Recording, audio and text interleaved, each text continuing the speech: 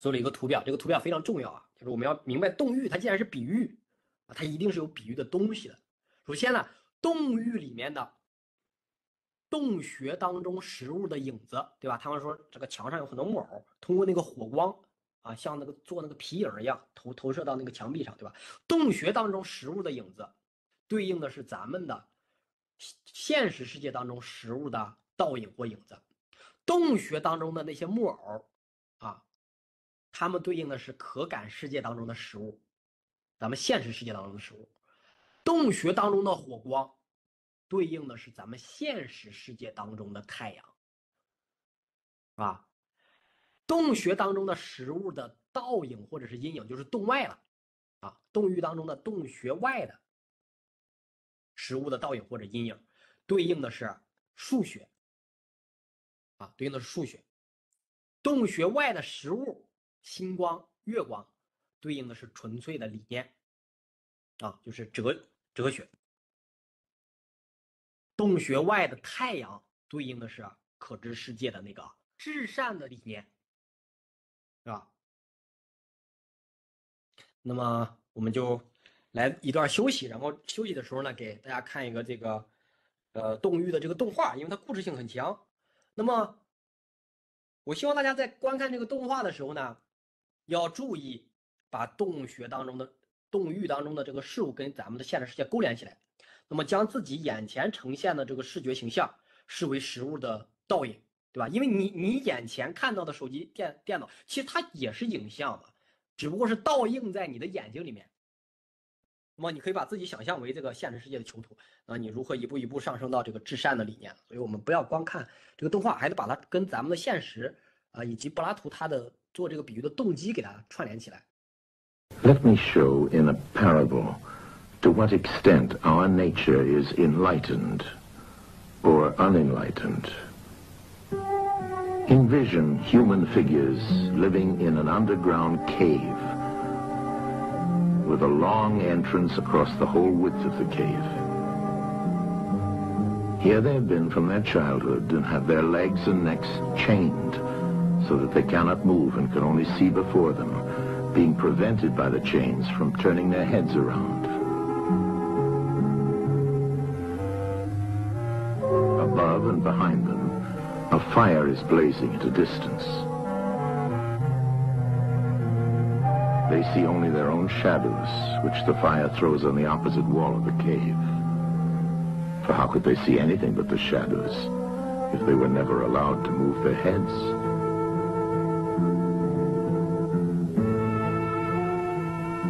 Between the fire and the prisoners, there is a raised way and a low wall built along the way like the screen which puppet players have in front of them, over which they show the puppets. Do you see men passing along the wall, carrying all sorts of articles which they hold projected above the wall? Statues of men and animals made of wood and stone and various materials? Of the objects which are being carried in like manner, they would only see the shadows. And if they were able to converse with one another, would they not suppose that they were naming what was actually before them?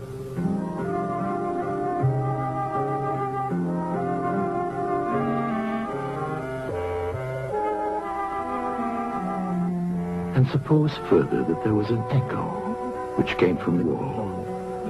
Would they not be sure to think when one of the passers-by spoke that the voice came from the passing shadows? To them, the truth would be literally nothing but the shadows of the images. And now look again and see what will naturally follow if one of the prisoners is released. At first, when he is liberated and compelled suddenly to stand up and turn his head round and look towards the light, all this would hurt him, and he would be much too dazzled to see distinctly those things whose shadows he had seen before. And then conceive someone saying to him that what he saw before was an illusion, but that now when he's approaching nearer to reality and his eyes turn toward more real existence, he has a clearer vision. What will be his reply? And you may further imagine that his instructor is pointing to the objects as they pass and requiring him to name them. Will he not be perplexed? Will he not think that the shadows which he formerly saw are truer than the objects which are now shown to him? And suppose once more that he is reluctantly dragged up a steep and rugged ascent and held fast until he is forced into the presence of the sun himself.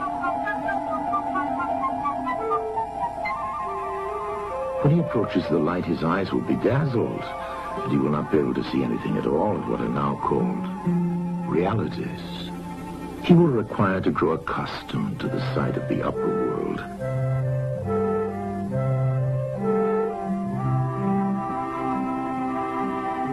And first he will see the shadows best. Next, the reflections of objects in the water, and then the objects themselves. Then he will gaze upon the stars and the spangled heavens and the light of the moon. He will see the sky and the stars by night. Last of all, he will be able to see the sun, and not mere reflections of it in the water, but he will see the sun in its own proper place and not in another. And he will contemplate the sun as it is. Will he not then proceed to argue that it is the sun who gives the season and the years, and is the guardian of all that is in the visible world, and in a certain way the cause of all things which his fellows have been accustomed to behold? Clearly he would first see the sun, and then reason about it. And when he remembered his old habitation and what was the wisdom of the cave and his fellow prisoners, do you not suppose that he would bless himself for the change and pity them?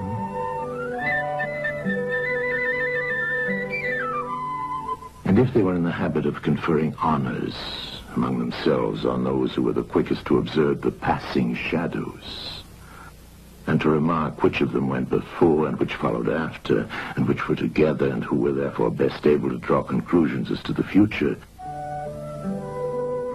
do you think that he would care for such honors and glories, or envy the possessors of them? Would he not say with Homer, "Better to be the poor servant of a poor master, and to endure anything rather than think as they do and live after their manner"?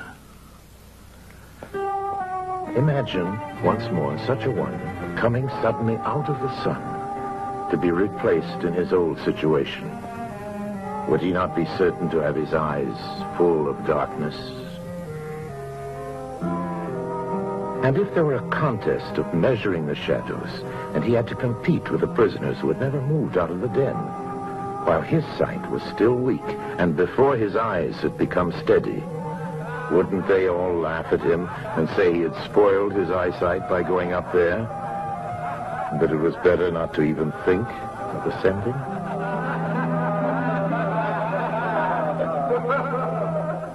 And if anyone tried to release another and lead him up to the light, let them only catch the offender, and they would put him to death.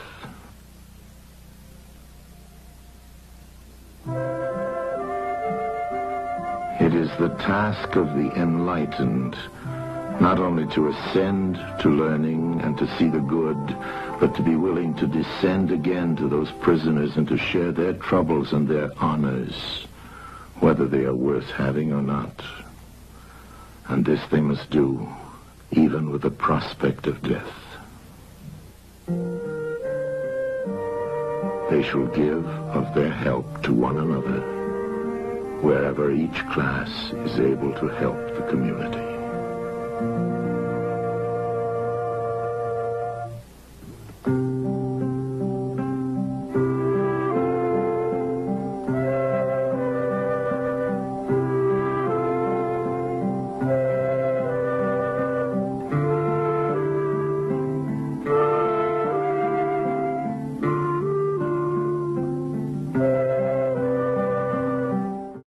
好，那咱们的休息就结束了。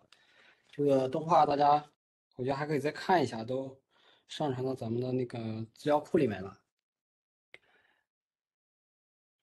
那么关于这个动域呢，它其实呢还是有几个难点啊。一个呢就是灵魂的转向，就是谁强迫第一个囚徒走上这个阳光下的世界的，就是我们不要以为柏拉图他在这里面讲的这些比喻，对吧？就是说洞穴中的食物的影子，洞穴中的食物，洞穴外的食物啊，的影子以及洞穴外的食物这些东西，你逐渐的上升，你爬升出洞，他讲的是认识发展的4个阶段，那个的话就会违背他区分理念和事物的这个基本原则。正如洞域所示，我们并不可能通过仔细研究洞壁上的影像而正确认识身后的事物，对吧？除非你转过身来，我们不可能知道太阳是万物的主宰，除非被拉出洞外。啊，所谓的就是一个线性的认识发展的过程是什么样子呢？说我们仔细的研究这个东西，然后我们研究到最后，我们的认识提升了，就好像我们现在自然科学一样，就是说我们研究这个物体，我们研究到最后，我们认识世界的真相。不是的，在洞域里边，它明显的是怎么样？它需要有一个强制。需要有一个转向，你得转过来，不再关心那个影像了，不再关心洞穴里面的事情了，你被拉出洞外了，你才能够看到这个世界的真相。所以我们对理念的认识也是如此，它是灵魂的4种功能啊，前面现喻讲的那4种功能依次转向的结果。那么这里我们势必要问了，这种转向的力来自何方啊？故事当中拉起囚徒强迫他转向的人是谁？答案实际上就在故事当中。因为这个世界是从至善而来啊，因为洞域里边呢就是从太阳而来，所以至善自然是万事万物的终极目的。至善自身不仅赋予知识和存在，而且呢也不断的把万物拉向和呼唤回自身。于是哲学家在至善的强大吸引力之下必然出现，是吧？因为这个世界是来自于善。所以洞外的世界对于洞中的人来说，它始终有一种强大的，甚至说是莫名其妙的吸引力。所以在这样一种强大的吸引力下，哲学家是必然出现的。当哲学家亲见了至善，又将虫下洞穴，拯救其同胞所以我们说转向的力来自于何方？来自于至善，是至善的吸引力。这个是故事当中是谁拉起了囚徒，强迫他转向？是那个什么？从洞中出去过的，看到了太阳，看到了至善的哲学家，所以洞穴域不仅是日域和现域的一个更具故事性的版本，而且还是柏拉图的灵魂观与灵魂轮回学说及其政治哲学的基础啊。这2点将在下文这个一一呈现。